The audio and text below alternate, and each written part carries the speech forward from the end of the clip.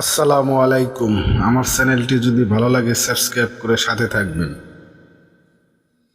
আরব জান্নাত ও জাহান্নামের মধ্যবর্তী এক জায়গার নাম।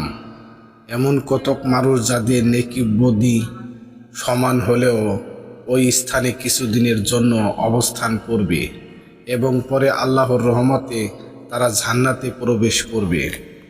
সেই জায়গা থেকে জান্নাতবাসী ও জাহান্নামবাসীদের অবস্থা অবলোকন করা যাবে।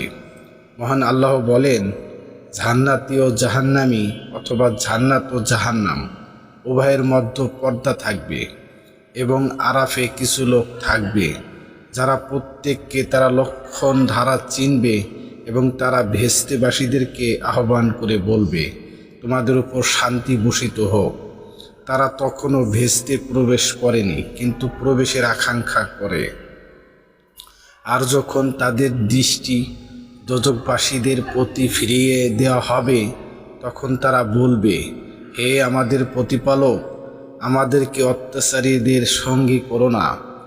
আরববাসীগণ কিছু লোককে তাদের লক্ষণ ধারা চিনতে পেরে তাদেরকে আহ্বান করে বলবে, তোমাদের দল ও তোমাদের অহংকার কোনো কাজে আসলো না। দেখো, এদেরই সম্বন্ধে কি তোমরা শপথ করে বলতে যে আল্লাহ এদের প্রতি দয়া প্রদর্শন করবেন না?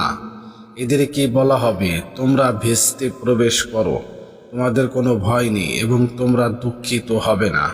আরব 47:49। ভিডিও ভালো লাগলে সাবস্ক্রাইব করে সাথে থাকবেন।